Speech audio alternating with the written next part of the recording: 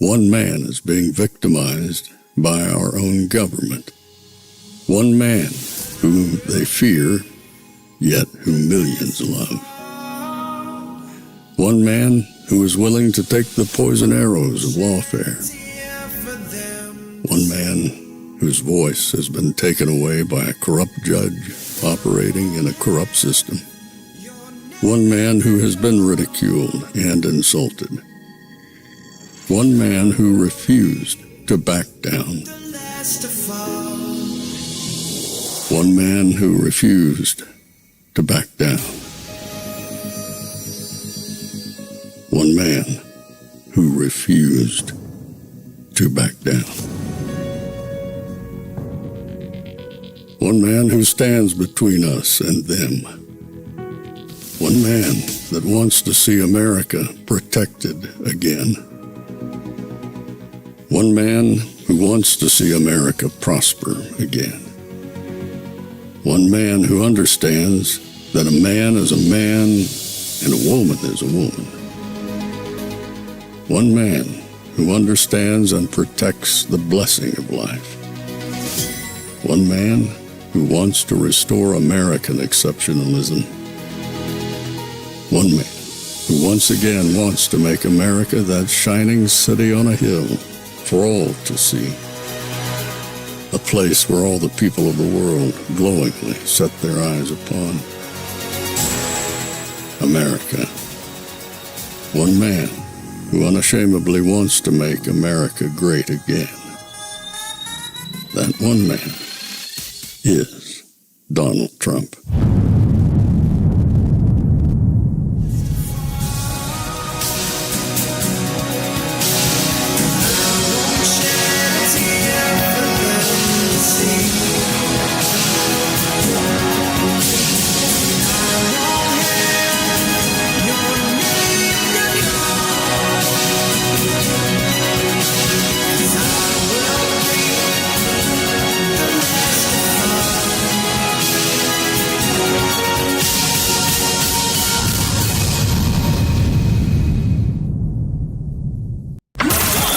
This is Fanfare with Barry Cunningham.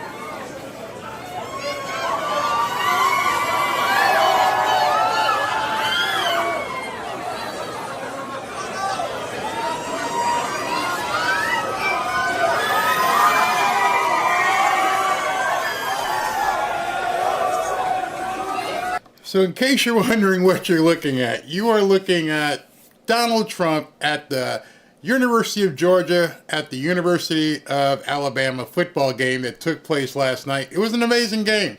Alabama won 41-34. It looks like it was going to be a blowout, and then Georgia came storming back. But what was most important to me was to see what transpired when Donald Trump showed up at the stadium.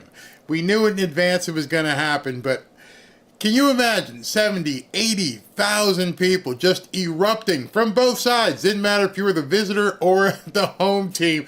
Everybody erupted when he actually went to the game. And what was really funny was that Kid Rock, Bocephus, in case you guys don't know who Bocephus is none other than Hank Williams Jr., Country Boy Can Survive. Amazing. Herschel Walker I mean, it was the who's who at that point of Southern culture. And the people went absolutely nuts.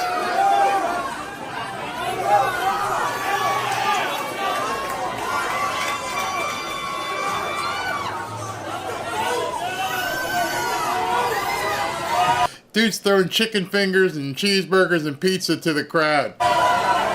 Secret Service must have been going absolutely nuts. Like, what are we doing here? Don't worry, man. They're college kids and they're for Trump.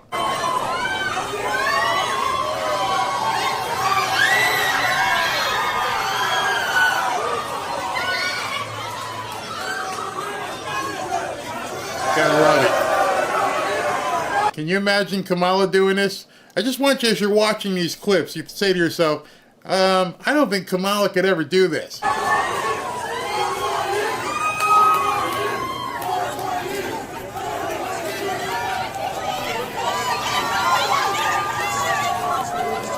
Pretty young college girls like Trump. I know we talked about Newsweek earlier today, and Newsweek said, why do conservatives like hot women? Okay.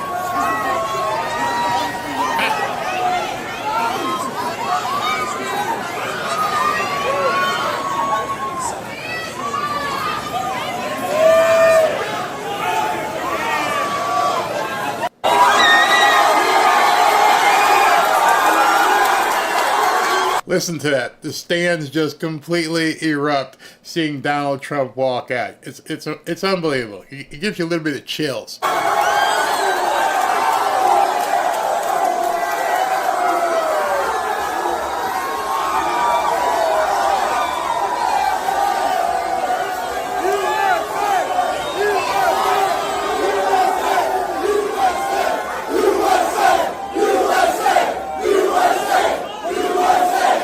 Stick a fork in Kamala and Tampon Tim. Nobody wants them.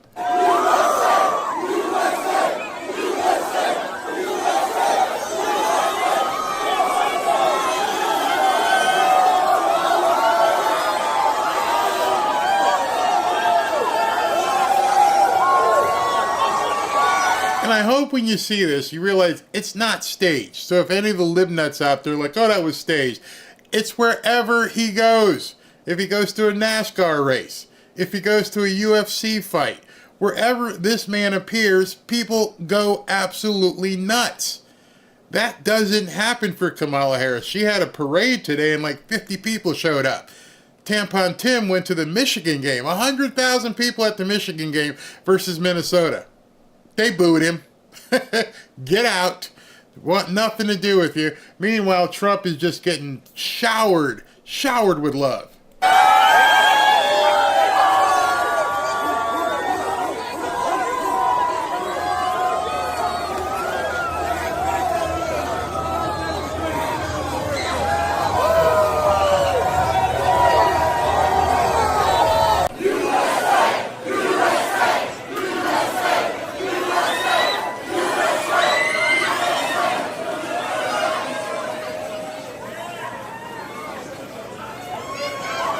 That's Kid Rock back there with the shades on.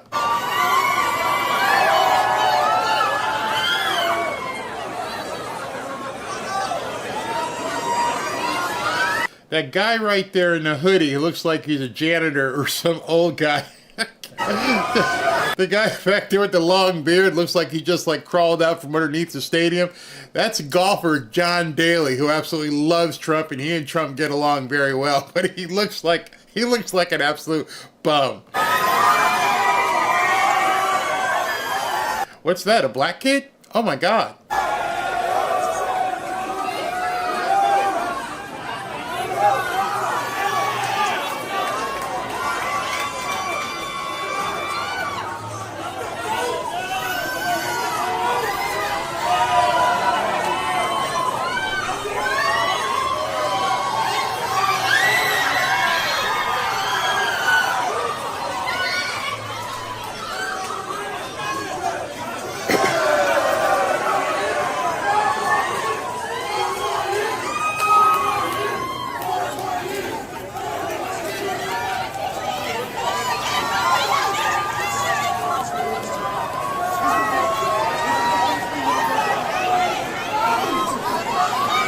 The ladies dig Trump. The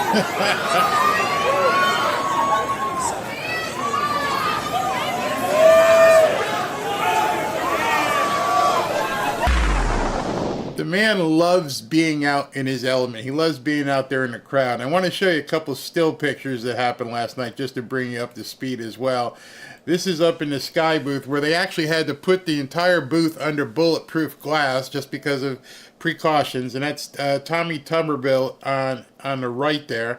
The guy in the beard, as I mentioned, that's John Daly, who looks like they just found some homeless guy and gave him a ticket. Obviously the black man behind him is Herschel Walker, and the dude with the shades is Kid Rock. So they had a rousing party up in the booth there. Down on the field, Kid Rock and Bocephus meet with and John Daly. Look at him, he looks like Gandalf. Gandalf is down there meeting with the Alabama players. So you got Kid Rock with a beer in his hand, Bocephus and John Daly meeting with a couple players from Alabama. And then another shot here up in the booth. Tommy Tuberville, Trump. I don't know who the guy is with the Make America Great Again hat on. The guy with the black hat, that's Bocephus. Obviously, the black man is Herschel Walker.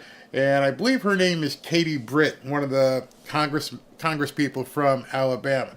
So Trump goes there, and the entire crowd goes wild. And the reason why I wanted to wait and show this to you today is because a lot of people have seen the pictures. A lot of people have seen the crowd. Many of you have seen the interview that we're going to break down as he talks to Clay Travis from the Clay and Buck Show, the show that took Rush Limbaugh's spot on the daytime hour of 12 to 3. What's interesting is what Kamala Harris did. So I'm not sure if anyone has talked about that. What Kamala Harris tried to do, and this is just absolutely insane. Kamala Harris has been telling the media she hired a small plane to fly over Trump at the Alabama-Georgia game tonight, carrying a banner that says Trump's punting on the second debate. She took a banner plane and flew it around the stadium at night, expecting people who were focusing on the Georgia-Alabama game, one of the biggest college football games of the year.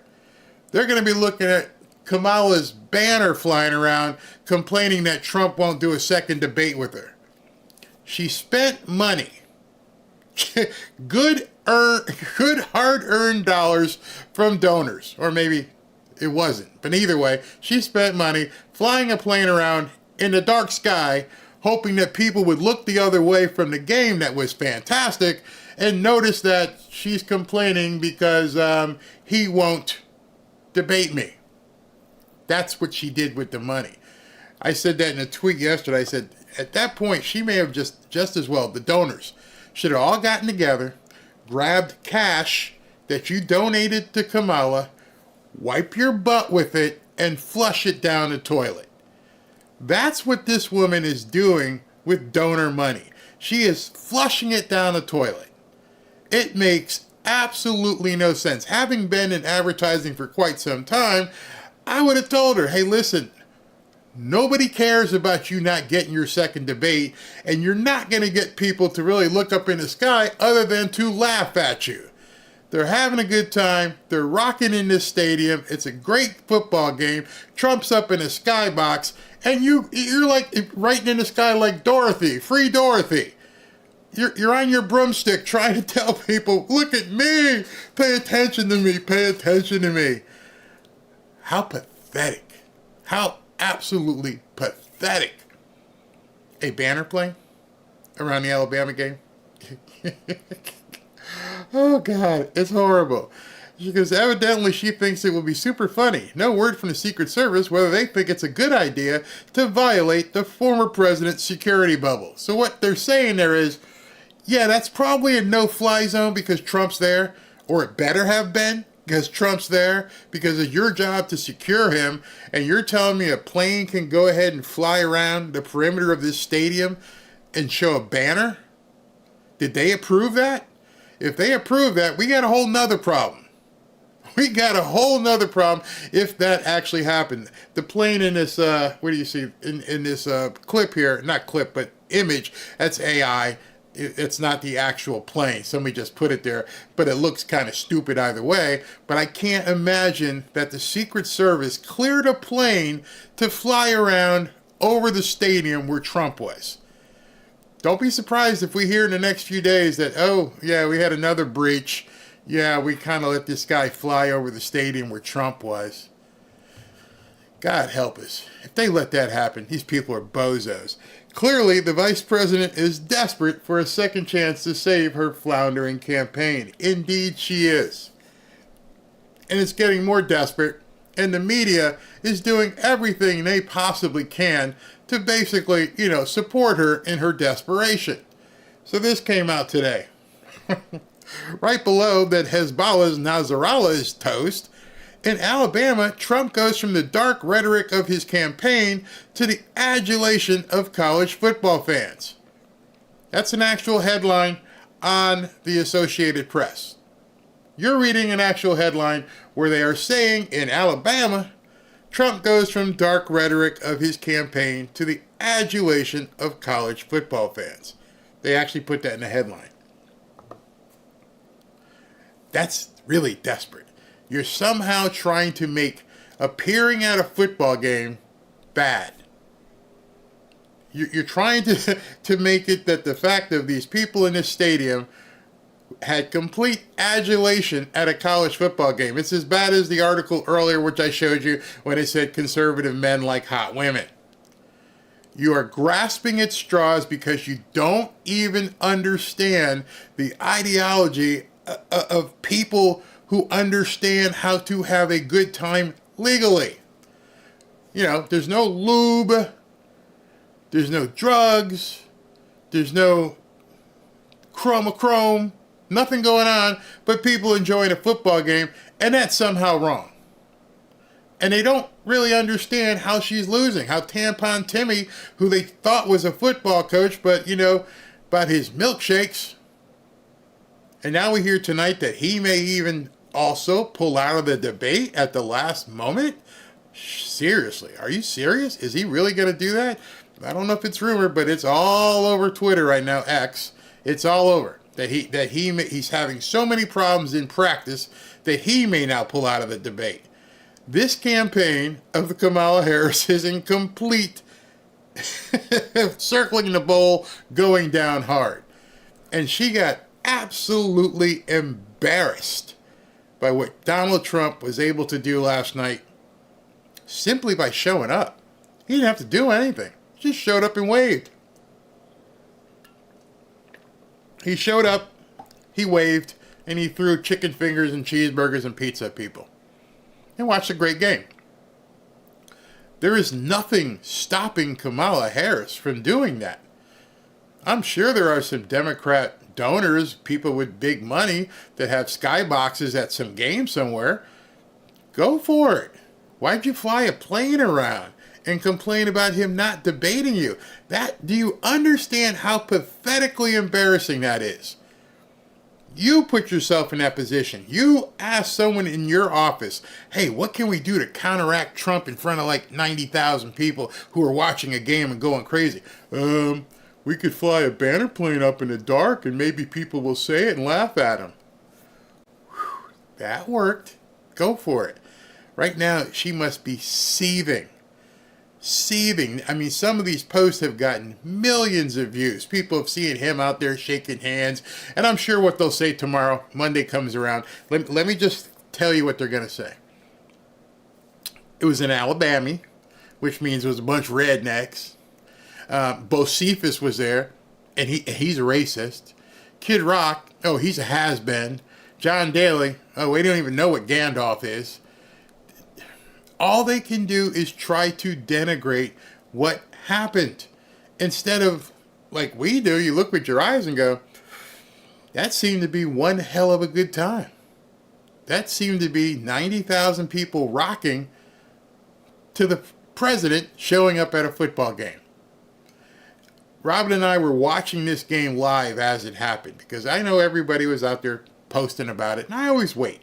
And I wanted to see what they said on television. And what they said on television, I can't show it because ABC owns rights to it. They showed him once. Now, let me just set the stage. And Robin caught on it even more so than I did. She goes, if you watch the game, and it's a Kansas City Chiefs home game, you will see them cut to Taylor Swift 10, 12 times a game.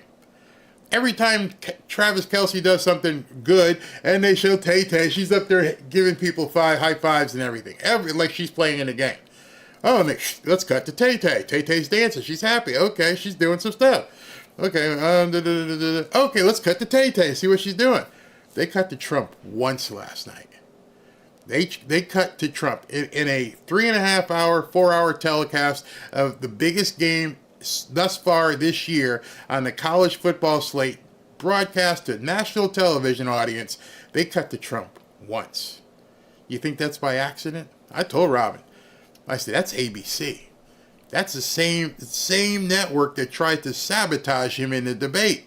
They cut to him once, and the cameraman probably got fired. And when they cut to him, Kirk Herbstreit and I forget the other guy's name, but the other guy, Reese Davis, that's who it is. Reese Davis. No, it wasn't Reese Davis. It was I forget the guy's name. But anyway, he goes. He's up there in one of the big money donor booths. He wasn't really part of of the festivities. What the hell does that mean? It's the same thing Taylor Swift is. She's up in one of somebody's big money booth. Maybe she paid for it. Who knows? Doubt it, because those booths are sold out way in advance. So she was in somebody's booth. But they cut to Trump one time. The entire length of that's all they did. All right, so I want to begin talking about Clay Travis's interview, which is a good interview. Let's go ahead and listen to this and react because it's really, really good how he did it. Let's look. President Trump and basically what I would call the Avengers of the Alabama political universe here. Let's start. Jalen Milroe, you're a big football fan. How incredible has he been so far tonight? Well, it's been great. The team has been great. And I don't know, Georgia's just off a little bit. Nothing is ever over. You know that. Yes. But they're certainly playing great. He looks fantastic, actually. Actually, I think they could use Herschel. Well, that was not nice to mention that while I was standing here. And I'm still going to vote for you, President, even though you said all those. In case you don't know, let me just clarify something. Herschel Walker was an all-world running back for the University of Georgia. And at the time that they were doing this interview, Georgia was getting spanked. I mean, they were getting spanked like a redheaded stepchild. It was like 30-3 or something like that, something crazy. I mean, it was so bad. You're like, this is the number 2 team in the country, and they're being made to look like this. So it was whatever they filmed this. It was obviously paining. It was painful to Herschel Walker to see what was happening to his dogs. Good words. Well, you're in Alabama. You've got Katie Britt, whose husband played at Alabama. You got Senator Tuberville. You got Senator Daines all over the place here. When you came down the staircase 2015. You said your primary campaign was about people coming across the border and the fact that they were sending dangerous criminals. Right. Numbers came out. Over 400,000 criminals, 13. As you can see on my new screen here, I'm going to keep showing this every single day until we get to the election. 425,000 convicted criminals, 15,000, nearly 16,000 people who have done bad things to women, because we can't say the actual word right there, and 13,099 actual murderers. And so I knew, just to let you know, I knew based upon yesterday's speech where Trump was going to head on every single time he got in front of a camera. I know a little bit about marketing, and I'm like, and that's why I said today, and today I let you know in advance when he did his rally today. I'm like, he's going to hit it again. This is striking people. It is hitting people. People that you didn't expect are sitting back and going, oh my God, what did they let in? And she can't recover from it. There's nothing she can do to change what has already transpired. They just didn't think anybody was going to find out. That's maybe why Tampon Tim might decline and back out of the debate on Tuesday. Because at this point, he knows J.D. Vance is sitting there. he's sitting there like that meme and go, yeah, bring this dude out here, okay? Tell me how you're going to defend your running mate for what she's done to America. And so now Trump, in the biggest game of the year, this part wasn't nationally televised, but it still got millions of views on Twitter Twitter X and whoever else shared it. And I just wanted to see what other people were going to say, and they didn't understand. They haven't tied all of this together. Trump is on an immigration steamroller. He is making sure that every time a camera gets in front of him, every time somebody sticks a microphone in front of him, he's going to keep hammering it. And so tomorrow, when Clay and Buck get on the radio, it's Monday, they're going to be on 12 to 3. They're going to talk about this interview. They're going to play sound clips over and over and over. And remember, this data about the newcomers didn't come out till late. And so Monday, tomorrow, is going to be the first day all these news people are going to be able to talk about this. It's not going away. So let's continue with this. 15,000 murderers, 15,000 rapists. You know who hasn't covered it? New York Times, CBS, Washington Post, all the people who criticized you. They're ignoring it. They're thinking that the American people are just going to, well, okay, nope, this one won't go away. I will not let it go away on this channel. I hope there's other people doing the same. I hope you were telling everybody. This is much bigger than the baby removal business. This strikes at the heart of every single family. Much bigger. Much bigger. You watch, she's going to have to abandon her baby removal stuff. She's going to have to abandon Project 2025, especially what I got to show you about Project 2025. How do you dodge this? How does anybody on even Morning Joe, how do you dodge this? It is a steamroller. It is embarrassing. It is criminal. It's basically treasonous at this point. How do you dodge this? Were even you stunned by how big those numbers were? Well, I knew they were big, but nobody thought they could be. 435,000 criminals, 13,099 murderers, and nobody's ever had anything. And they're released into our country. Nobody knows who they are. They weren't checked. They weren't vetted. You would have done that, but they aren't vetted or checked or anything else. And it's so sad to see. And you know what? This is a disqualifier for her. It's just a disqualifier for Harris. You know, when you say Harris, nobody knows who she is. But this is a total disqualifier for Kamala, and she shouldn't even be allowed to run. It was her policy that allowed this to happen. This is an invasion of our country like nobody ever thought. And nobody could have believed. You know, numbers like that, those numbers have never been released. Murderers are... Gotta wonder why they released them. Border Patrol has had enough. They said, you know what? We're going to get the October surprise just a couple days early. Let you guys see something. Let you see what we're going to see. Since she's going to come down here to the border and embarrass us, we'll just release this information. And they can't even disavow from it. It came from their own administration. It came from the Border Patrol, which is run by Homeland Security. They can't get away from it. And Trump's not going to let them. Somebody in there said, we got to release them because it's going to destroy our country. How they got released is, in a way, it's a miracle. Because...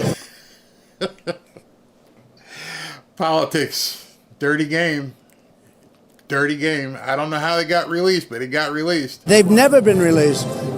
Think of it, 13,099 murderers, and these are convicted killers, and they're now roaming around our fields, our streets, our cities, our towns, and it's going to be trouble for a long time, and it's all because of Kamala. She is the worst border czar. She said she's not a border czar, but she was in charge of the border no matter how you want it. Halftime of a major college football game. He spent, 30 seconds talking about the game and giving Herschel a rub, and right into all of this stuff about immigration and everything that has happened over the last couple of years in terms of her letting these specific type of people, which he has said for years, they're not setting their best. Oh, he's racist. Oh my God, he's homophobic, xenophobic. They're not setting their best. They're sending these people over and over, he told us, and every single time they complain that he was basically being, can't believe he's being so bad, he's being Hitlerian. He's poisoning the blood of America. Oh my God, it's so Hitlerian. Now what you got to say? And then I see her the other night. It was a disgrace. I see her the other night, and she's up there saying what she's going to do. And you just say one thing to her, why didn't she do it? To me, that's the phrase, why didn't she do it? So that's what should have been said in the debate, but the people at ABC wouldn't let him. Hey, you keep promising stuff. What's stopping you from doing it right now? You can go just tap Dementia Joe, shake him, whatever you got to do, wake him up, get him off the beach, sign this really quick. Sign this. We got to do this. It's disgraceful. Nobody's ever seen anything like it. There's no country in the world where that could have taken place. She's asking for a promotion now, and she's failed at everything she's done. I'm sure you saw the ad she ran saying that she would fix the border. It maybe is the most dishonest ad any politician's ever run. Well, she's a very dishonest person. She said... I have to keep stopping it because I have to react and just interject some things. When he's talking about how dishonest she is, I don't know if you guys follow her threads on Twitter, X. But if you follow what she puts out, almost every single post, I almost said tweet, almost every single one is a complete lie. There is nothing truthful about what she's been posting. Over and over and over. And I posted something like, you need to fire your social media team. At this point, every time you post something, you get called out by the thousands. Everybody comments and going, you're a complete liar. You're not making any sense. You're just making stuff up. You are the Manchurian Candidate. You are completely fake. It's all a lie. And it just makes you think, how many people could possibly be supporting this crap? How many people are just going to just shake their head and say it's no big deal? Just as long as we can have baby removal, nothing else matters. And as long as we don't have the Orange Man. Go look up what Jamie Lee Curtis said. Go look up what Elaine from Seinfeld said. And they're like in their feelings, oh, it's a woman, it's a woman. We got to have a woman, and we got to have baby removal. I'm like, does it matter if somebody climbs over the wall around your house and decides they're going to have their way with you? Because, there's, how many? Yeah, 16,000 of them who, have the proclivity. They have the proclivity of climbing in your window and doing what they want with you. But that's okay as long as it's not the Orange Man. Is that what you're telling your daughters? She worked at McDonald's. It turned out to be a lie. That's a simple little thing, but it's almost better than a big, complex web. She said she worked at McDonald's at the French fry. Oh, it was so tough. She never worked there. She lies, and what she's lied about really is the border. I love Herschel Walker's face in the background. She had nothing to do with it. She actually hurt the Border Patrol. Every Border Patrol agent has supported me, and they said I had the best border. We had the best border we've ever had. 4 years ago, we had the best border we've ever had. Now we have the worst border, I think, in the history of the world. There's never been a border like this. Tuesday, J.D. Vance is going to take on Tim Walz in the vice presidential debate. I don't know if you saw it, but Tim Walz said Democrats have taken back football from Republicans. This stadium, I saw him put you on the Jumbotron. I would dispute that pretty aggressively. How do you think JD's going to do, and what do you think about the argument from Tim Walz that Democrats are the ones who are football fans? Well, first of all, that must have been before Tim Walz showed up at the stadium. Because when he got there, he had to leave pretty quickly because he got booed into oblivion. Get the F out of here. Democrats have taken over football stadiums. Where? MIT? UMass? Boston University? That's about it. Somewhere up there where all the nuts play. Not where the good teams play. Definitely not in Florida. Definitely not in the SEC. The SEC where football actually matters. Where every stadium, every single week, every single weekend, there's 10, 12 stadiums with 100,000 people in them. You think the Democrats have taken over the SEC? You're stoned. You're absolutely stoned. All these people can do is lie, and now it's catching up with them. to say those words that you actually control college football? I don't know if you saw it, but he was at Michigan today. I did see that. He got booed out of the stadium. Yeah. I don't know how Trump gets all this information on the fly. There's people around him. They're probably saying, "Look at what's going on. Look at right here. I got this. Tim Walz got booed." And if you saw the hand that we got, it was a little bit different, wouldn't you say? No, he's this guy. That was a big mistake. I think it was a big mistake. Now we'll see what happens on November 5th. I think it's going to be the most important day in the history of our country. That's going to be the biggest election we've ever had because our country's going bad. They have, I used to say they've destroyed our country, and we're going to bring it back. Today we had kids, Alabama, Georgia. We gave them a Kamala hat and a Trump hat like they do when they decide when they're recruits. Everybody we asked was putting on the Trump hat. I think you're going to kill it with young kids, college kids, in a way that you haven't before. Do you feel that momentum? Well, we see it, and we see where we're way up with young people and generally Republicans, including me. And the last time I was okay, but I wasn't great. We're up by like 30 points with the young people. So that's an honor. Look, they see what happens. They're very smart. And look at the way she berated them. She said they're not smart. They're much smarter than her, I'll be honest. But I think we're going to do really well. There's an energy. We did great in 2016. We frankly did better in 2020. The most votes ever gotten by a sitting president by far. There has never been energy like there is now.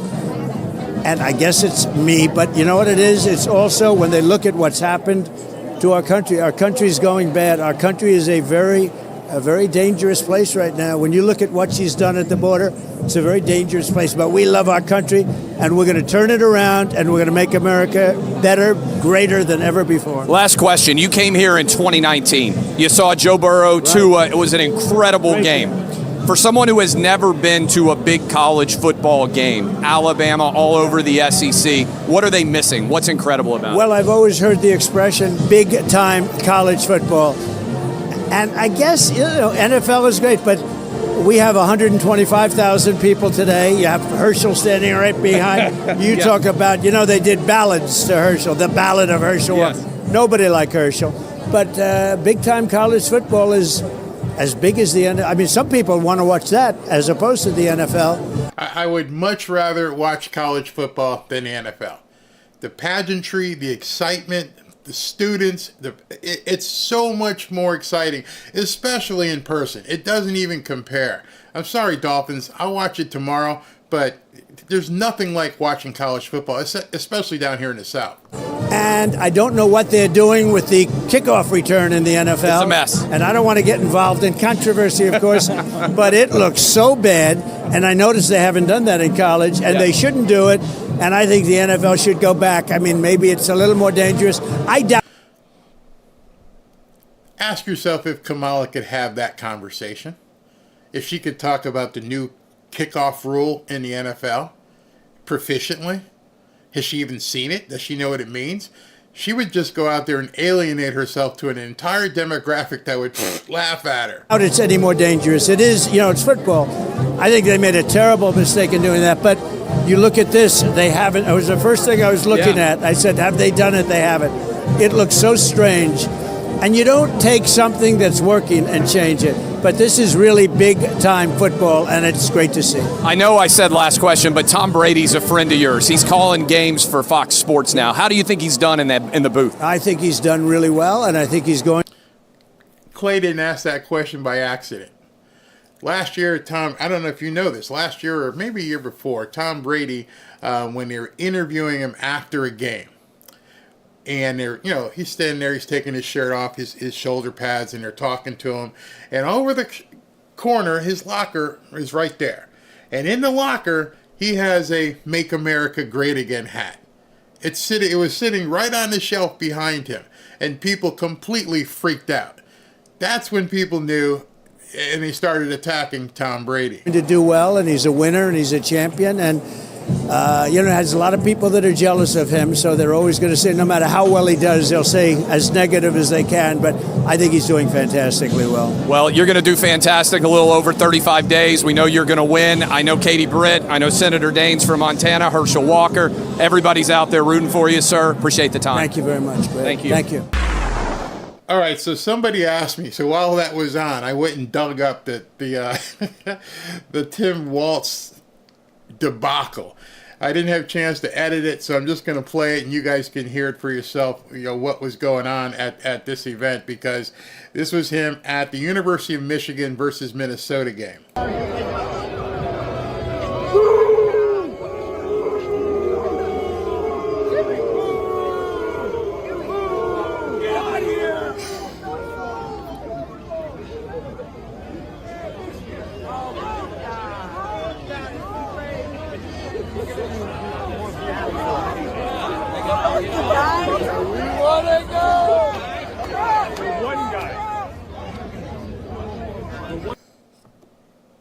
They weren't having it.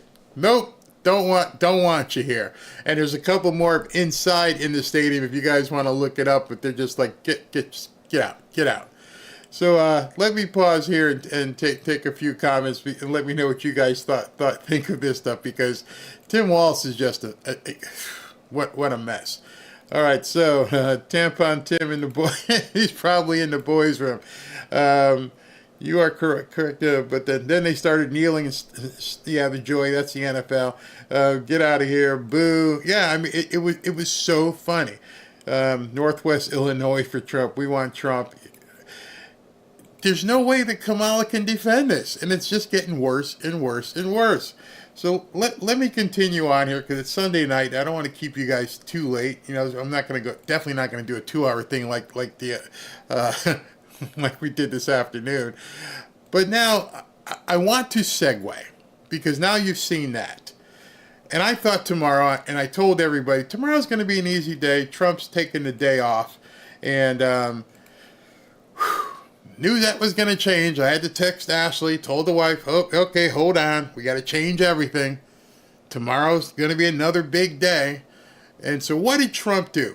He understands he's got these people on the run right now.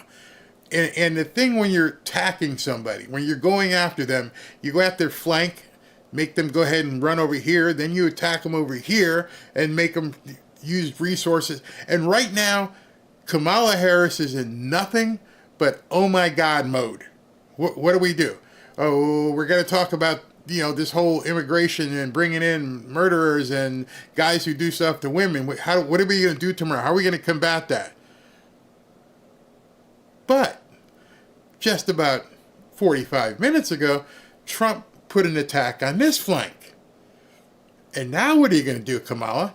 Because Trump just made sure I wasn't sleeping in tomorrow and says, President Donald J. Trump to deliver remarks to the press. He's holding a press conference in Valdosta, Georgia. President Donald J. Trump, 45th President of the United States of America, will visit Valdosta, Georgia to receive a briefing on the devastation of Hurricane Helene and facilitate the distribution of relief supplies and deliver remarks to the press on Monday at 2 p.m. So those of you who realize this know I will be here at 1:30 getting ready and having you guys ready to see what he's doing. Now he's attacking over here because this hurricane came through, and I don't know if Kamala decided she was going to go do a fundraiser or what she was going to do, but at this point, these people, and I know this dearly because my wife's family's from up there, and I've heard firsthand the accounts of what's going on. I didn't need the media. At this point, the Cook and the Telegraph is ringing. I can hear what's going on. And meanwhile, Florida, Tennessee, Georgia, and North Carolina are experiencing horrific devastation. Where is our president and vice president? Well, Joe's on the beach, and Kamala's in San Francisco raising money. And now Trump's going to hit her over here. Trump is a master marketer, and he understands right now, keep the pressure on. Keep it on multiple fronts where she can't fight it. This just bubbled up tonight. And you know, I see things like this when I'm out there. And I want to show you guys this. This is up in western North Carolina at a place called Chimney Rock, which may be one of the most beautiful places on earth, or what may have been one of the most beautiful places on earth. Somebody's like, it looks post-apocalyptic, and the mainstream media and the White House are practically ignoring it. Just look at this. Look at that. That's hard to look at. That is extremely hard to look at. Complete, utter devastation. It's amazing. It's amazing how the people who did survive, survived. And they're going through all this right flipping now. And our president and vice president are nowhere to be found. Nowhere to be found. Look at this. It's stunning. We don't even know how many dead bodies are out there. There's nobody even working. You can see there is no recovery going on right there. The amount of damage throughout western North Carolina is so bad, who knows how long it's going to take them to clean this up and fix it up. And all these people are without power, they're without food, they're without help, and nobody knows where Kamala is. Don't even know. Hasn't shown her face. Here's another one for you. This is beautiful downtown Asheville. If you've never been to Asheville, trust me, it doesn't look like this. It never has looked like this. It's just devastating. So you look at this place, and you remember what happened in Palestine, Ohio, and you remember what happened in Maui, and now you're seeing this happening in Asheville, and our government is completely absent. These people are devastated. And I can tell you firsthand, because Robin's been on the phone constantly with everybody, making sure everybody's fine, and they're okay. Nobody is hurt. Nobody's in any imminent danger, but there's no food in terms of being able to get to the store.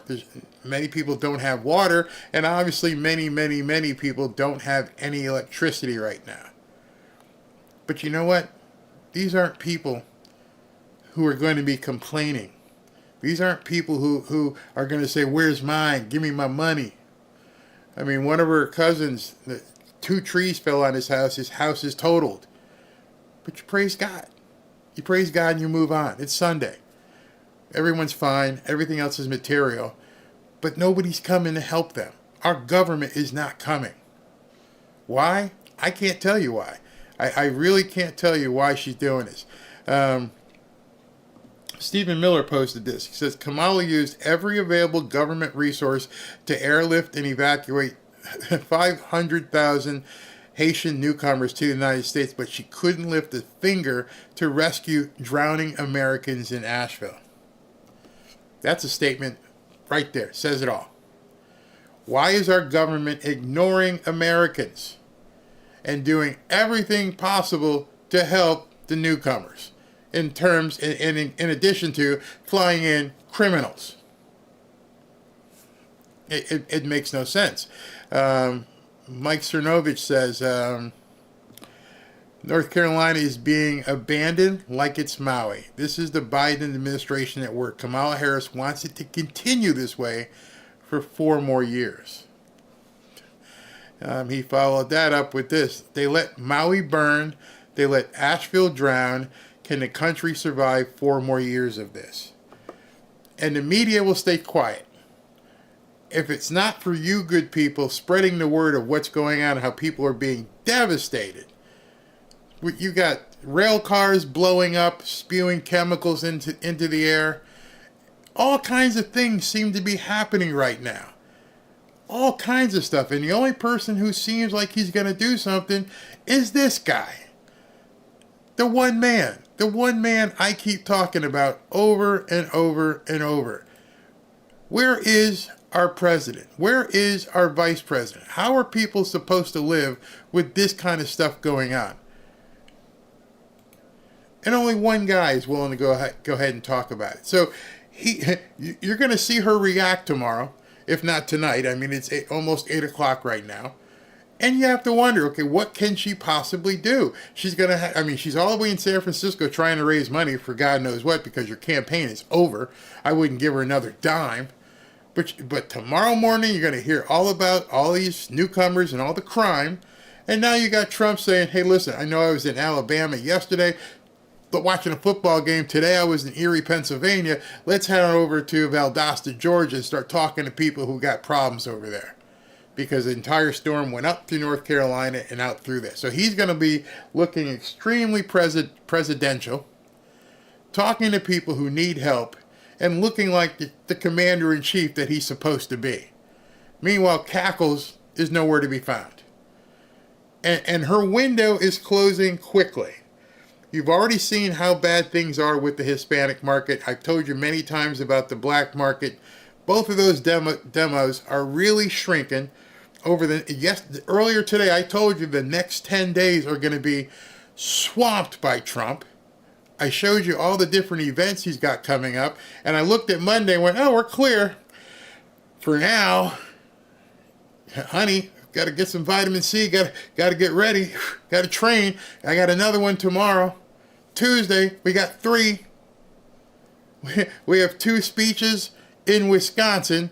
And then we have the vice presidential debate at 9 o'clock. So just imagine this. I don't know what Kamala is doing, but Trump and his team, as of now, which could change, have like 4 or 5 events in the next 2 days.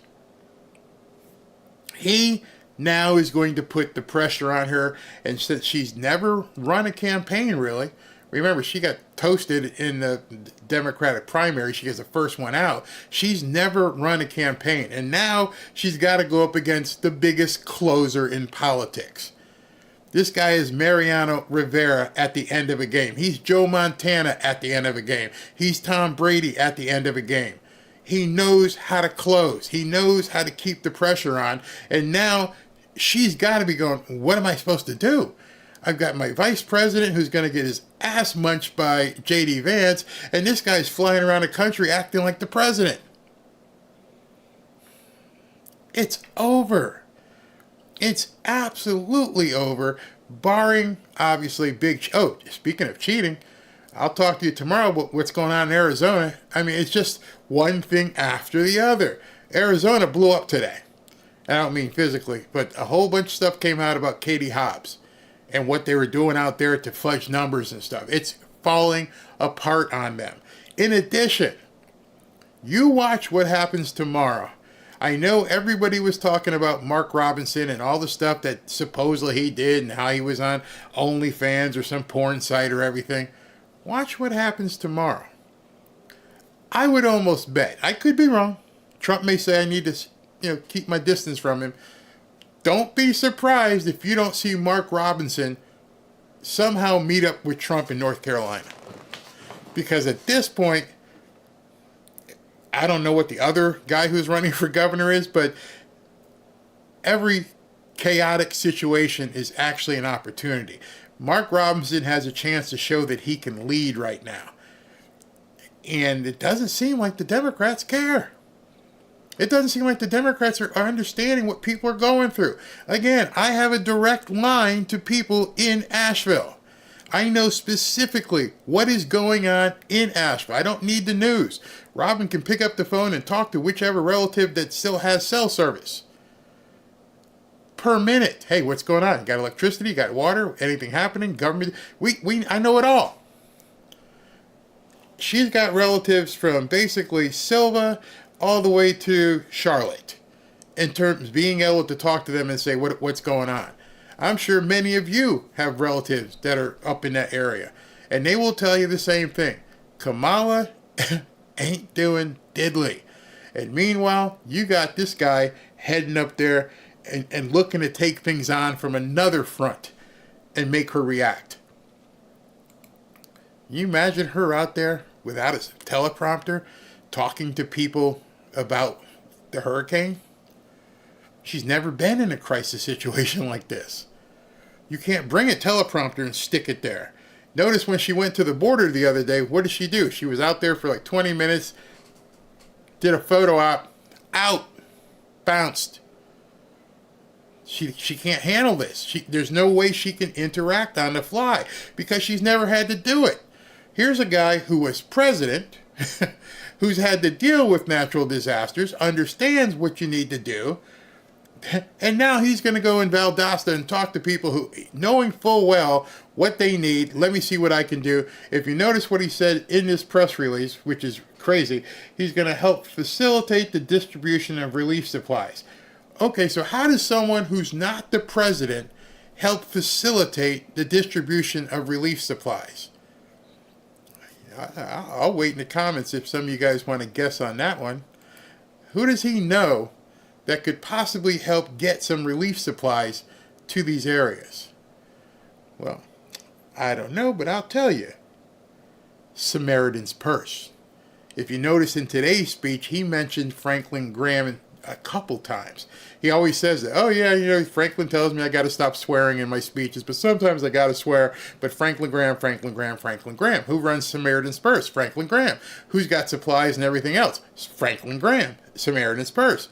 Don't be surprised tomorrow when you see Trump in Valdosta, Georgia, to see trailers with Samaritan Purse. He can do that.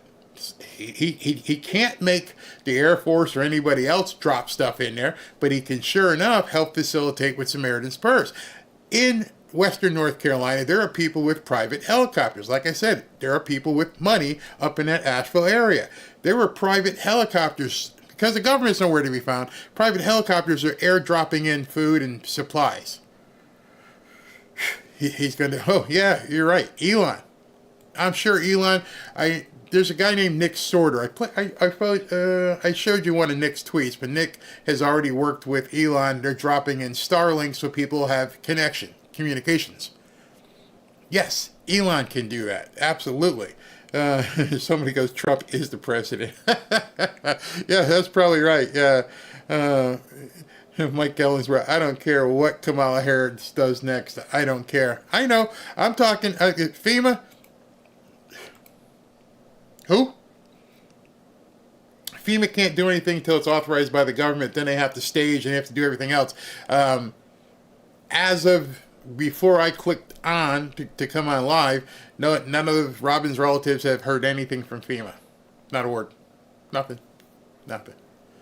And now it's 8 o'clock at night and dark, and most people don't have electricity. Yeah, FEMA is an absolute joke. Somebody said they were talking about Franklin Graham. Oh, yeah, you're exactly. Franklin Graham lives in Boone, North Carolina, and that place is in ruins, too. Let me see if I can show you guys something from Boone, because you're absolutely right. Boone got hit really, really bad as well. Let's see what here. Boone, North Carolina. See if we got any pictures. Yep, I got something from Boone for you. This is actually inside of a Walmart in Boone, North Carolina. This is aisle 4 of a Walmart in Boone, Carolina. No words, man. There's TVs floating around. Just floating around inside of a Walmart. Here we got 4 videos. Let's see what we got here. Yeah, that's just down one of the streets in Boone. That's a tree and down power lines. That looks like it must have been a restaurant or something at one time. And that's the main thoroughfare going through Boone. So there's all kinds of stuff. Oh, here's one for you. Look at that. Look at that. That is Boone, North Carolina. Guy towing a boat or something. This is my husband. Well, this lady says my son's trucks belonging in part were underwater today in Boone. His apartment is on the lower level. Thank God he is okay. That's in Boone. You don't see any FEMA trucks, do you? Nope. Don't want to see what that guy said. No FEMA trucks anywhere. All right, so we got a couple different things. Cars underwater.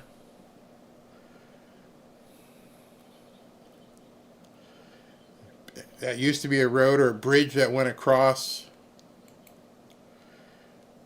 This is where the bridge got blown out in Boone. Ashley goes to Boone a lot, or used to. And again, that's downtown Boone. So I showed you a bunch right there, and didn't see a FEMA truck anywhere, did you? You see anybody? I'm from the government. I'm here to help. Nope, not at all. Not at all. None of that is happening. He's just a beast. God bless Trump. He's going to be everywhere. One of the dams in North Carolina is supposed to be on the verge of breaking. Yeah, it is. Dear God, have mercy. These are God-fearing people that live up in this area. So many dead, homes gone, thousands missing. Yeah, I didn't even show you some of this stuff. I mean, just seeing houses just fly by. Just the water's just taking them. FEMA has been allocated to help the Haitian newcomers. Yeah, it's crazy. He will be 65 miles away. Isn't that what happened during Katrina? Yep, and it did. They say it did in the Republicans, so this should be doing in. And I'm not even trying to make this political. I'm just saying people should be there to help.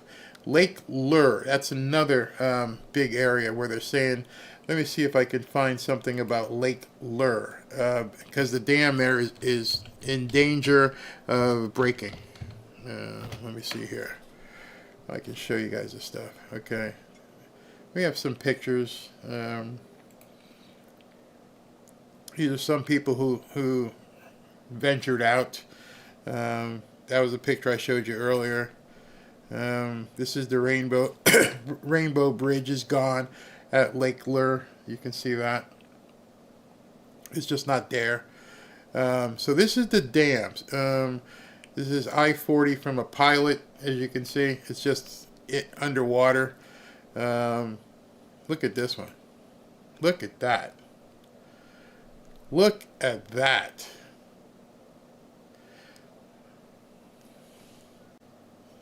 That was a bridge. It's gone. It's absolutely gone.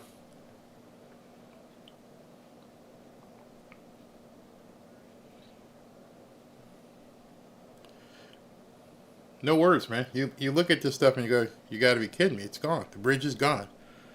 Look at that.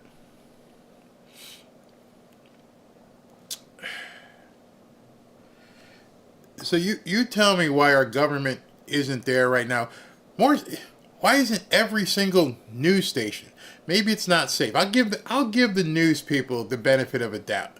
Maybe they can't get in there because from talking to Robin, talking to some of her relatives, it's unless you know those backwoods roads, you can't get in. Kamala call FEMA. Absolutely no one is criticizing the FEMA workers, right? We are criticizing the lack of concern of the regime. See, yeah, it does look like a tsunami hit. If you guys haven't seen, if you haven't been on X or you're not on it, you wouldn't see this stuff. And it's just devastating. And unless you've got relatives there who are calling you, it's like, it's gone. It's just not there. And so now you've got Trump going up to Valdosta. He probably can't get into North Carolina or wherever it is safely. I'm not even sure how he would get in. He'd probably have to lease a helicopter or something and figure out how to keep everything secure, because with all this debris and everything and people trying to take shots at him with surface-to-air missiles, this guy probably said, I don't care. I'm going to go help these people. Somehow we got to go help these people. Nobody else is going. Even if I can just go and let people know I care. How much that would mean. Yes, God is speaking big time. Not a word from Joe or Kamala. Nope. They didn't even go to Maui, somebody said. Yeah, oh my, yeah. I could literally, for some of you guys who haven't seen this stuff, I could literally spend an hour just showing you devastation. And it's all the way up in Atlanta. I mean, it's just horrible. And so just pray for these people. They definitely need your prayers. I know some people say the prayers don't matter. They matter. They absolutely matter. Saying thoughts and prayers is not a bad thing. especially if that's all you have to give is a prayer. Taking 15, 30 seconds, 2 minutes, and just praying for these people's safety. One of Robin's cousins, her power came back on today, but everything in her refrigerator, her freezer was okay because it stayed shut. She's got her freezer is fine, but everything in her refrigerator she had to throw away.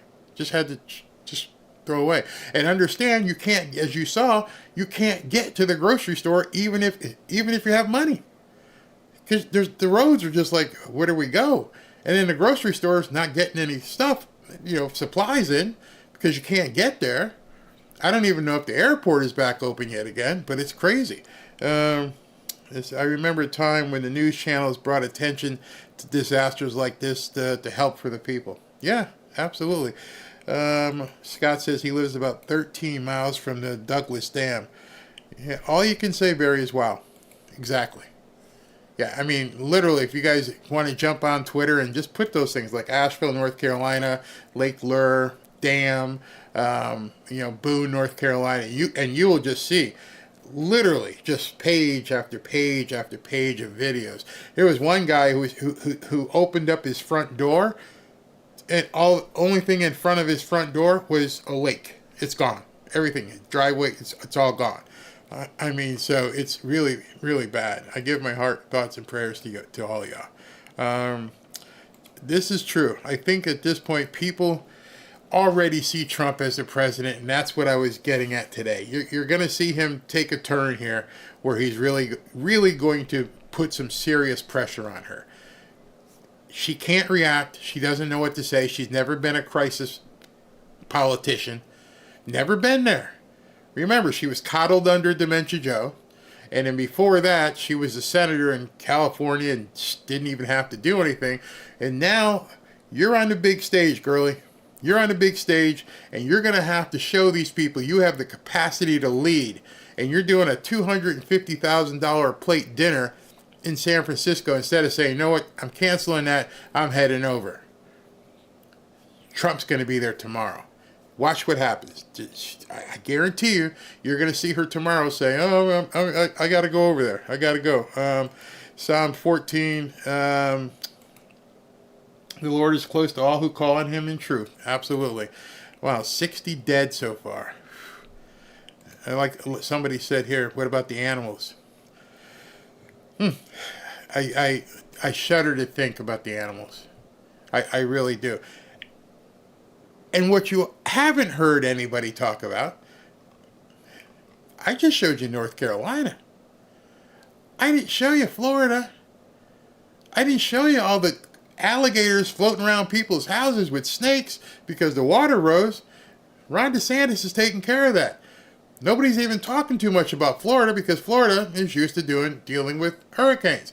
They're not used to dealing with hurricanes in the Smoky Mountains. Don't forget, Florida got crushed. I mean, I don't know if you've... Let's go to the videotape. Let's see if we can find some... I think it's Perry, Florida hurricane. Wait till you see some of this stuff. But this is, let me clear. This is awesome. This is what people do with each other. Look at this. Okay, so Convoy of Hope. Convoy of Hope's distributions are underway in Perry, Florida, in the wake of Hurricane Helene.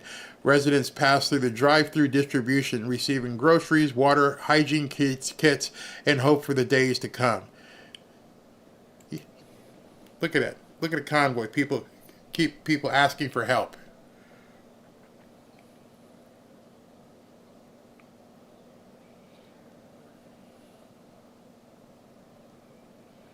Not one of these people are from the government. Not one.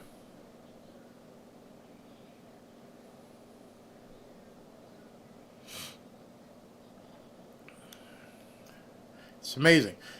This is all based on donations. And then you have to say to yourself, Kamala Harris is out there getting $250,000 a plate to pour into her campaign. This is more video from Perry, Florida. It's just the water is just raising, but nobody's talking about Perry, Florida. Look at that. Look, that's somebody's house. Somebody lives there. You guys can't see it. Let me see if I can't raise this up a little bit. But anyway, that's somebody's front door where the water is coming through. It's amazing. Okay, here's one for you. This is, okay, that's a different hurricane. That's 2023. Let's see. Okay, this is from the other day. All right, so this is out in the Gulf there. There we go. Seeing stuff like this. People trying to get home. It's absolutely crazy. Apartments. I love that. Trump 2024, man riding a speedboat down the highway. Because we've been through it before. We understand. We've lived here. We know what to do. But it doesn't make it any easier for the people when you're not getting any help. Except Ron DeSantis, a Republican, who's been there before, understands what he needs to do. I don't know what Roy Cooper's doing. I understand these people aren't used to it up there. So we'll see what happens. Barry, you're doing an amazing job. Thank you. From Latina in Maryland. How are you? Thank you. Screw her. No debate with that idiot. Trump is going to win. Yeah, just forget her at this point. Trump will be there for sure. Kamala swallowed every single one. The evil cabal has machines that can make the evil weather like this. I understand that Asheville sits on a bunch of lithium for the batteries for certain things. I don't even want to go there. I understand what what Nancy is saying. If you want to dig into some of these things and understand what's under the ground in Asheville, I advise you to take that. And if you go there, it's gonna get crazy for you. Let me see if I can find something about that. I don't even want to go down that route because the people upstairs might freak out. But let me just show you this, okay? This is exactly what she's talking about. I'll let you do your own research on this so you can see. But this will blow your mind. Lithium battery deposit sits under the ground in Asheville, North Carolina. Mark my words, if something isn't done to save this land that has been devastated by Hurricane Helene in North Carolina, they will begin mining or building lithium facilities in the devastated areas of North Carolina. Only 70 miles from Asheville is one of the biggest lithium deposits and factories we have, and they've been buying up land all over that area. Don't believe me? Read the article in the attached post below on the progress thus far and all the land they have been buying in the exact area. And ask yourself if it's still a coincidence that a once-in-a-century storm just hit that area. For those of you who haven't seen the video of very strong anomalies taking place during the hurricane, the video is below. And there's some people who are talking about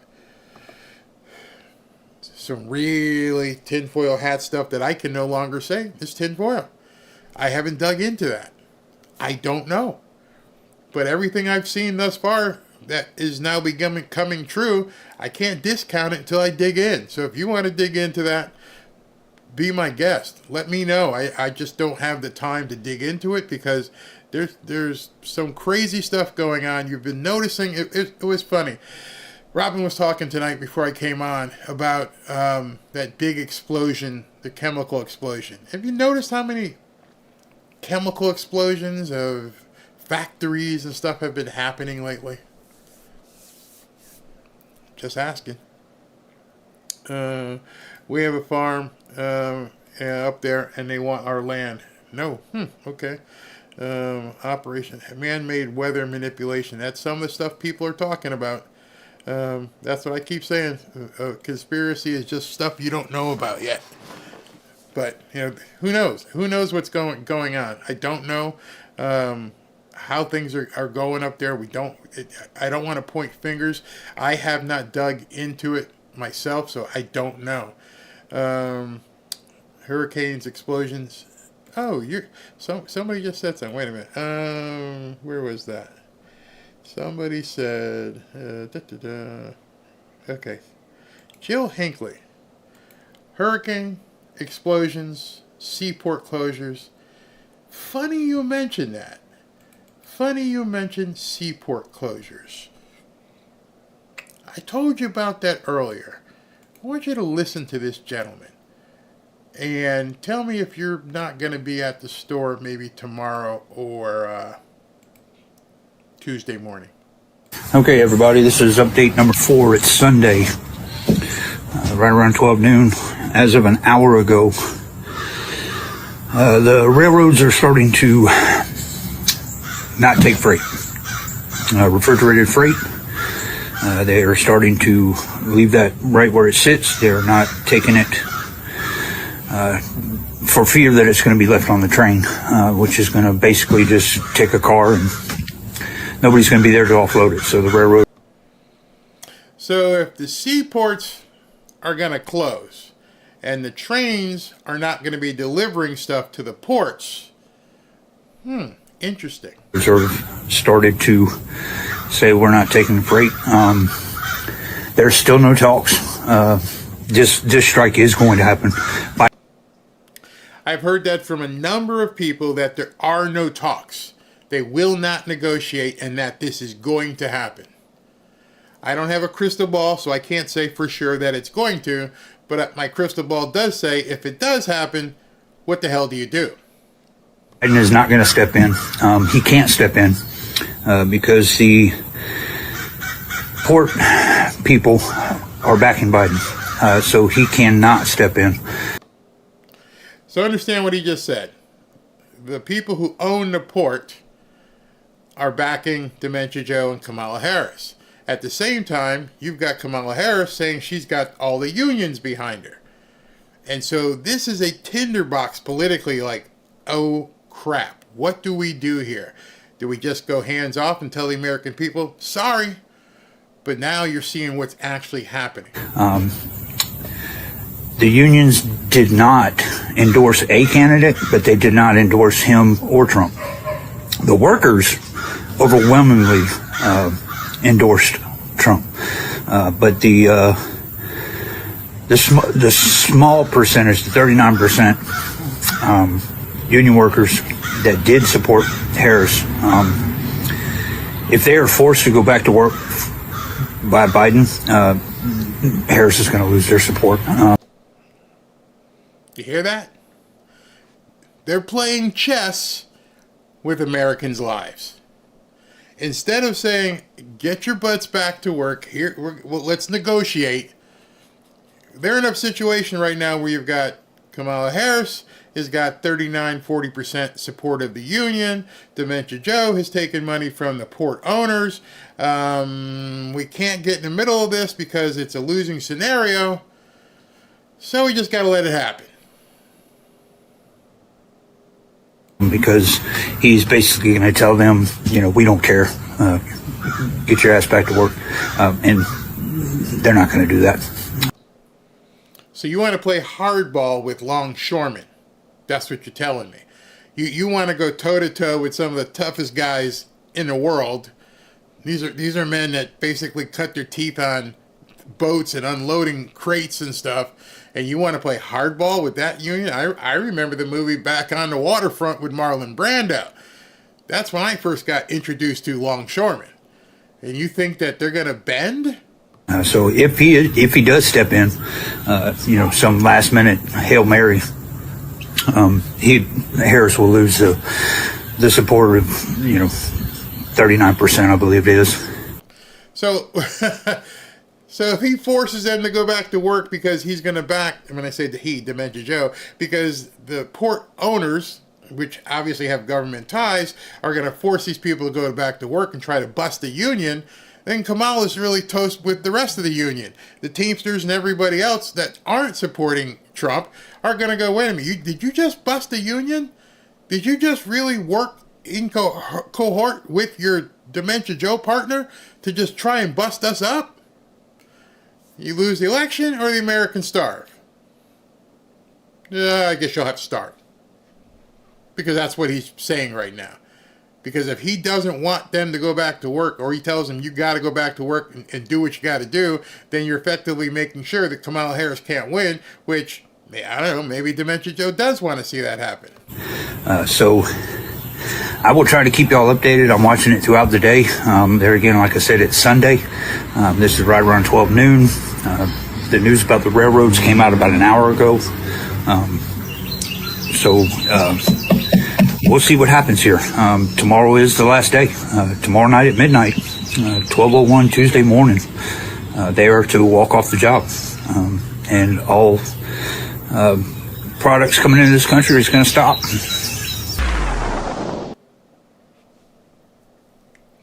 So you're going to go to bed tomorrow night after watching Trump. You're going to go to bed after that. And then sometime when you wake up in the morning, something may not be right. I'm probably the only person out here bringing this to you. I'm probably the only person who's been talking about it for the last couple days, saying, watch what's going on. Be careful. Now the freight, the trains have stopped. Like, no, we're not going to ship any more goods to the port because we don't want that stuff sitting on trains that we can't call back, or this stuff is going to spoil or whatever. So we can't waste our money shipping stuff to the port when we don't know what's going to happen at the port. We are seeing our government in complete, abject failure. They can't handle the storm. There's a huge strike that nobody wants to talk about. And Trump's, I guarantee you, I don't make a lot of guarantees. I'll guarantee you this. I bet you Trump steps in and says something. I bet he's talking tomorrow about the storm. And then by the time he wakes up on Tuesday for his 3 events, he's going to be talking to union people in Wisconsin. You don't think it's going to be on his mind about, hey, listen, I'm talking to these union people. He's got 2 speeches on Tuesday. And then, of course, J.D. Vance's scheduled vice presidential debate, which I'm sure, in addition to the immigration problem, J.D. Vance is going to bring up what's going on in the ports. Because by that time, by the time they do the vice presidential debate, midnight would have come. And if Cinderella doesn't get back to the castle, everything turns into a pumpkin, Katie barred the door. Shit hits the fan. Game over. I just don't want it to be game over for you. Things are happening at a rapid pace right now, almost like a per hour thing. And I just waited. I'm like, you know what? Some people ask me, Barry, why do you wait till 7 o'clock to talk about Trump at the football game? Because I'm watching the landscape here. I'm watching to see what's happening. What kind of moves are being made? What's happening at the football game? Nope, she didn't reply. She did a stupid banner plane. Did they let that happen? Did they violate Secret Service? Don't know. They haven't heard yet. Oh, okay, now we're going to talk about the hurricane. Oh, the hurricane that no one can get any food or water or any supplies, but now all of a sudden Trump's going there. Oh, by the way, what happens Tuesday morning if nobody's shipping anything to all these people who are devastated by the hurricane? All of this stuff is just coming together. I mean, I'm like watching this perfect storm happen. I'm like, am I the only one saying this? Am I really the only one who's going to talk about this? Because now you guys know. And you need to get out there and start talking about this. Is this strike supposed to be the October surprise for the Democrats or the Republicans? Seems to me everyone loses because of the greed of the unions. I don't know what longshoremen get paid. I don't even know what they're trying to negotiate. But this isn't good. Doesn't matter what side of the aisle you're on. At this point, and you can't blame Trump. He's got nothing to do with it. He's not in government. This October surprise, if this was their plan, it's bad for them. Unless they just want everything to go into chaos and have people just going wild in the streets. You got all these people that you imported. It's starting to get a little chilly up north. And like I said earlier, maybe you can go a couple days without going to the grocery store. Maybe a week if you've planned right. Maybe 10 days. What happens if this thing goes 2 weeks, 3 weeks, where nothing's coming in, no shipments? And then, What happens when the other unions say, we're going to honor this stuff and we're not going to go to the port with our trucks and pick this shit up? Oh, you didn't think about that, did you? Because if the longshoremen don't offload it on to the dock, and then somebody has to load it onto the trucks, and the truckers say, we're not going to bust the union, so we're not even going to go to the port and take anything. And then the freight people, the train, say, well, as he just heard, we're not shipping anything. The fan's is full of poop. It's not just hitting the fan, it's full of poop and spraying it everywhere.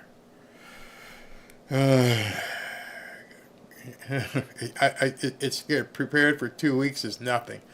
No, I mean, think about it right now. All these people who are up in North Carolina, they found out the hard way what happens if you're not prepared. They get to have like a little ground run training right now. Hey man, we don't have any lights, we don't have any water, we don't have any internet, we don't have any cell service. And now you're going to tell some people that you might have to cut back on what you ship to North Carolina? Seriously? This could get ugly. Jimmy says, we were cheering for Trump in Tuscaloosa last night. Roll Tide. Absolutely. Yeah, that's big trouble. Big trouble. It might be bigger. Michigan has a large union membership. Wow. This is getting really... Okay, yeah, call Patriot Food Supply. And not 5 days later. Yeah, exactly. This is all happening at the same time. Ert Radio says, is this the craziest election ever? Oh, for sure. So let me finish up by showing you something even more crazy. Can I do that to you? Where was that? Did I mess that up? Hold on, I'm going to have to find it. I think I closed it. You're going to love this one. You're going to absolutely love this one. I think it's from Amuse, if I can find Amuse. Well, I can't find Amuse, but this will work just as well. So you know everything about Project 2025 that Kamala has been screaming that it's Trump's baby, right? Everyone has been screaming, Project 2025, Trump, Trump, Trump, Trump, Trump. Interesting. Tonight, Project 2025, a current and founding trustee of the Heritage Foundation, the group behind Project 2025, has just endorsed Kamala Harris for president. You can't make this shit up. Former Congressman Mickey Edwards, who threw his support behind Paris, arguing she aligns better with many of the policies outlined in Project 2025, particularly on foreign policy. Edwards emphasized the danger of authoritarian regimes like China, Russia, and North Korea, suggesting they could manipulate a Trump administration through flattery, making Harris a stronger candidate in safeguarding American interest. Dude. I couldn't be a scriptwriter. I couldn't do this. Nobody could write a movie with all the shit you're seeing right now. I saw this, and I said to myself, Barry, yeah, you're an intelligent guy, right? Yeah, I consider myself somewhat intelligent. Could you make this shit up? We've had a woman who's been lying for months that Trump is Project 2025, 25, oh, Project 25. And this guy decides the founder of Project 2025 has endorsed Kamala Harris. What does she do now? The founder of Project 2025, who she's been blaming on Trump, has now just said, I formally endorse Kamala Harris. This woman, whatever wig she's wearing today, her actual hair has to be falling out. She must be going, oh my God, what do I do? What do I do? I got hurricanes, I got football games, I got newcomers doing crazy stuff, I got a strike in the ports, I got freight trains not wanting to deliver food. And now I got Project 2025 going, we're with you, Kamala. You have been saying how bad Project 2025 is, and now they're behind you. Good luck. This is amazing. So I can tell you what they're going to say. They're going to say this guy's just doing it to help Trump. He doesn't really care. He made it up. But it doesn't matter. At this point, she's got to defend that too. I don't know who her campaign chairman is, but you're going to be busy. You're going to be busy over the next couple of days, bro. Because I don't know what you got too many things to fight.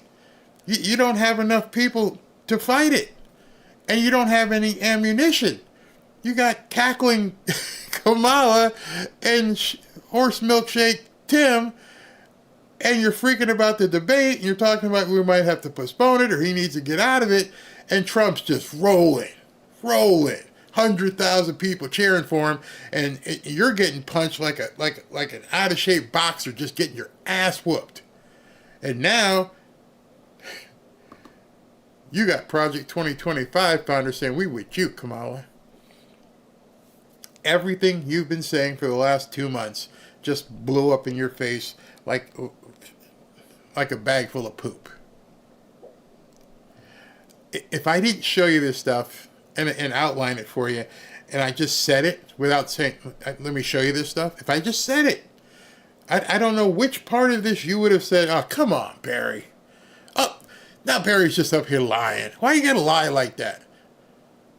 Because you would never believe me. If I said, hey, listen, here's what happened at the football game, and here's what happened with the newcomers, and here, you wouldn't believe me. And that's why I always sit and wait. I'm like, what? Today, I'm not going to talk about this football game last night. I'm going to wait until Sunday. I'm going to see what happens. What kind of stuff gets talked about in the next 24 hours and see if I can't tie all this in. And let me see what Trump's going to be doing. And I God's honest truth. You know, earlier today when I did my earlier show, I said, I'm going to have a break tomorrow because Trump's not out there doing crazy stuff. He's not doing all these events. And sure enough, Trump's adding events. Here, let me show you what I look at every day. All right, so here's here's what I look at every single day. I get on here and go, all right, what's Trump got planned?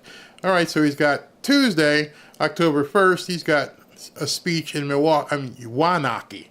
And then later this same day, he's got a speech in Milwaukee.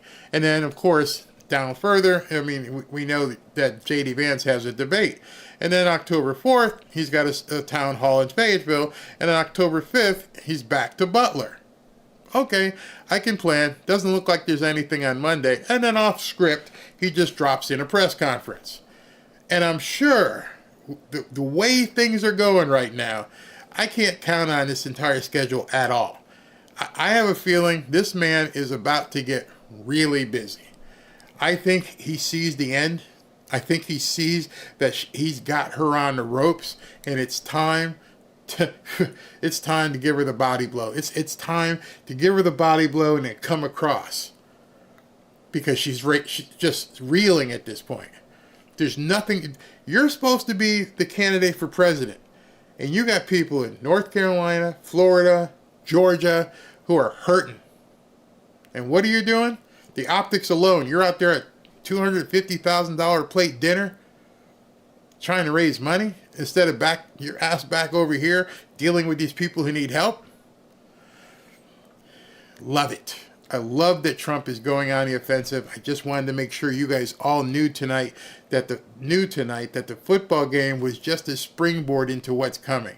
I knew that Trump was going to be talking and hammering this stuff about the immigration and these convicts and everything that represents. And I can tell you he's going to keep hitting it. We've heard 3 successive speeches, talks, rallies, where he's just come at you with it over and over and over again and letting you know you are not safe. And now he's going to talk tomorrow about how these people don't have food. And I'm sure he's going to talk about the longshoreman stuff in the eventuality that happens. And she can't, what's she going to do? And of course you heard about the Latino market and how he's crushing her on that. Forget the polls.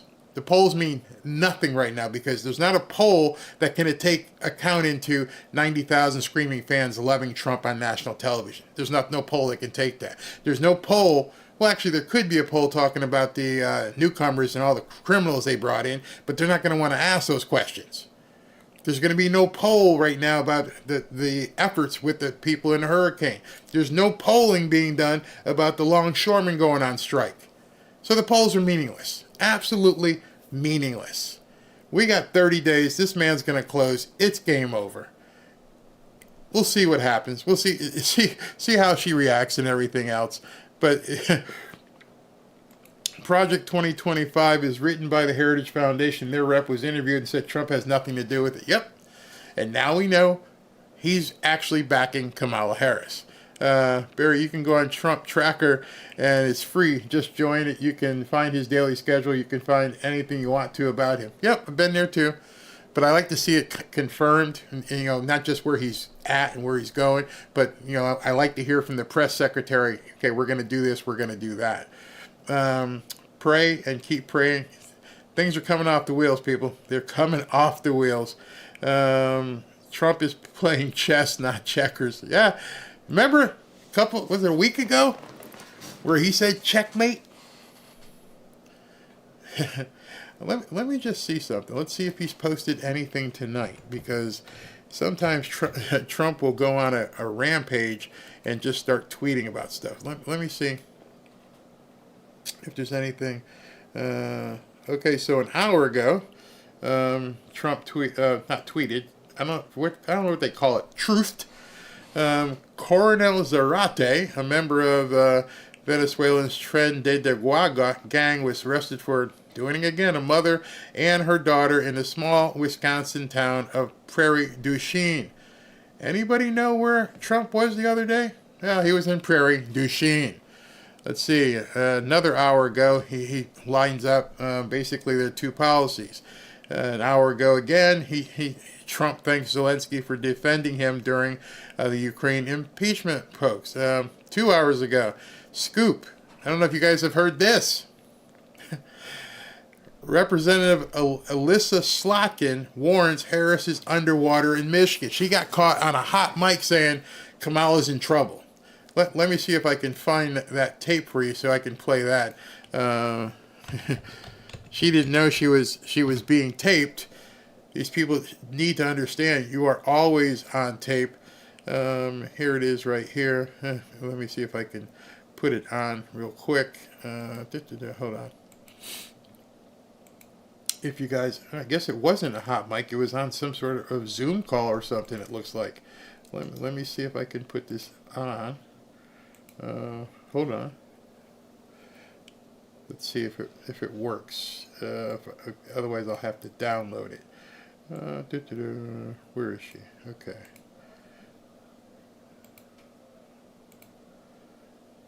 Where's the value?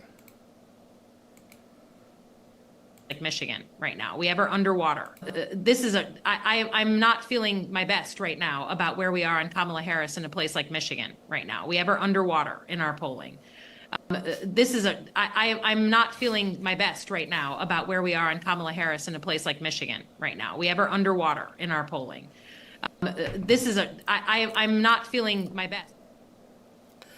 Why would she have said that? How do you get caught?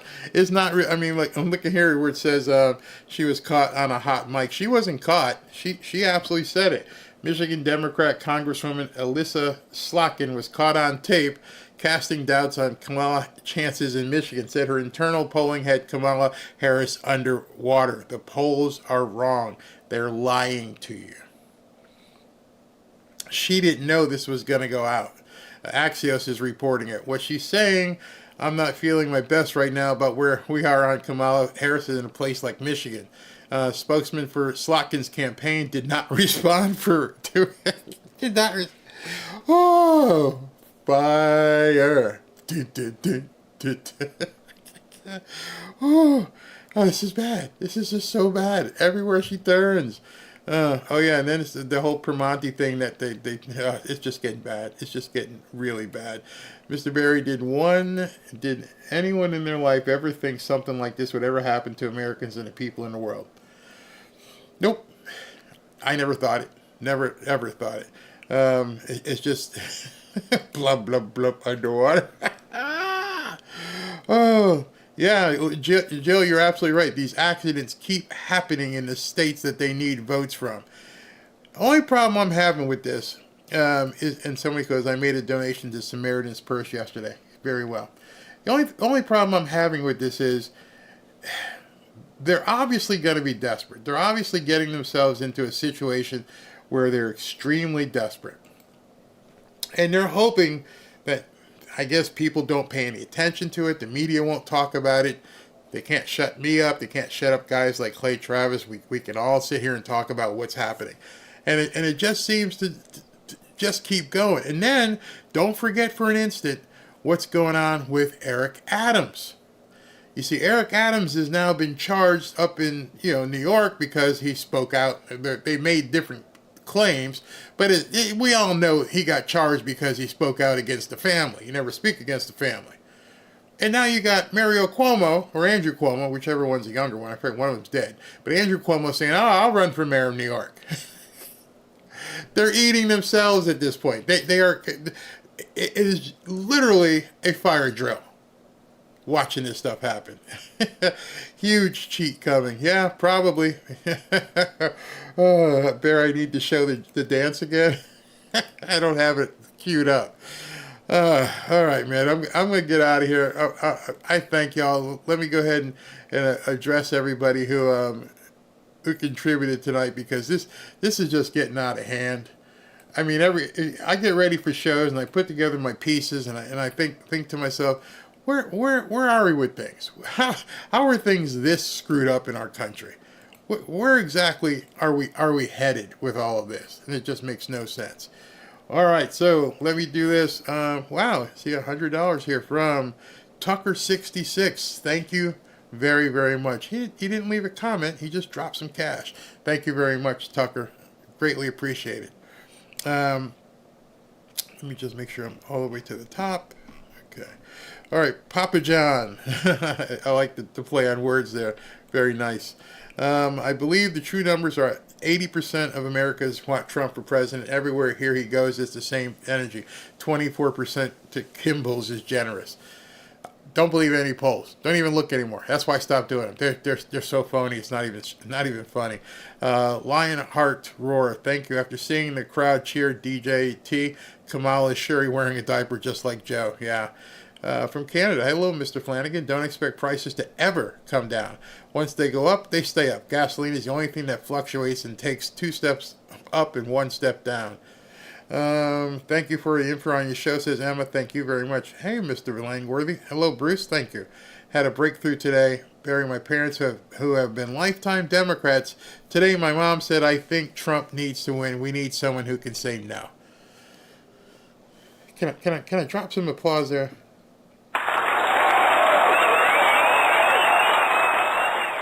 Absolutely. Ray Smith, never get tired of watching you, Barry. You make it fun. Love all the information you share with us. Thank you very much. Lori Smith, don't forget Walt's mask mandate, not hotline for neighbors to rat out neighbors. That officially makes him Tattletale Tampon Timmy. I forgot about that. Dale Phillips, thank you. NJ Sound LLC, thank you. Exactly, we need to take America back. Agreed. Dale Phillips, thank you. Garden Maddock, we all need to remember her saying she wants to see the American population to drop. She didn't say how. Tay Mallet, thank you very much. Nadarim Nazari, Trump has always helped Americans use his own money after 9/11. Yep. Elizabeth Capone Cook, thank you very much. Anthony Solomon, that is not a good omen for Harris because Ann Arbor is a Democratic town. Big time, college town. Laverne Carson, this administration is treasonous and should be in jail. The 42,000 convicts don't care if you're 420,000 convicts don't care if you're Democrat or Republican. That's what Democrats have to understand. These people they let into the country, they're not going to ask for an ID card. They're not going to say, hey, listen, are you Democrat or Republican? If you're a Democrat, I'm not supposed to, do do what I do. Criminals don't work that way. Ryan, thank you. What happened to the Build Back Better? Oh, yeah, they don't say that much more anymore, do they? Patriot Rob, FEMA will help like they did in Lahaina.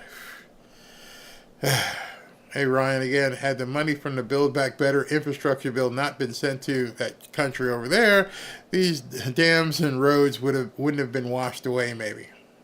Good point. Benton Jr., thank you very much.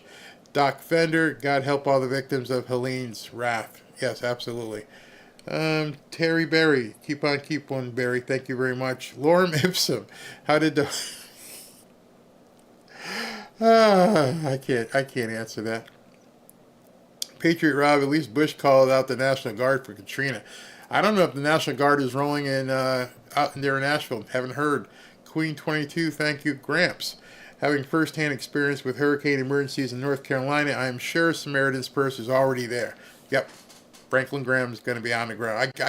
I would almost guarantee that's who he's going to meet in Valdosta. Mamma Mia, Trump's going to talk to the unions. He may. And then James Wilson going to have a The View watch party November 6th. And Mike McCarthy, thanks, Barry. A little depressed, but I didn't want to leave you with total bad news. The good news is Trump is coming. I think at this point they realize they can't stop it. There's nothing they can do. It's over.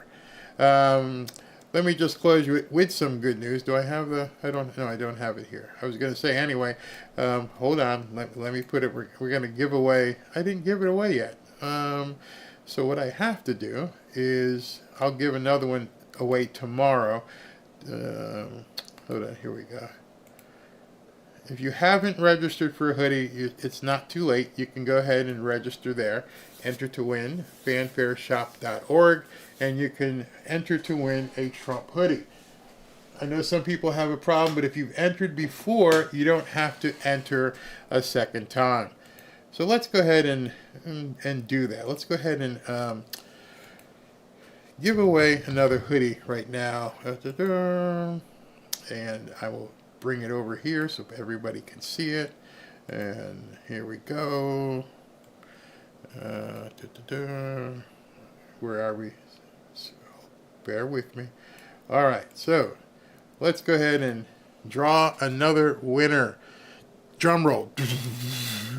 And the next winner is Marco Anaya. Marco Anaya, you have just won a hoodie. Ashley, if you're still on, go ahead and I'll send you Marco's information. Marco Anaya has won a hoodie. Anaya.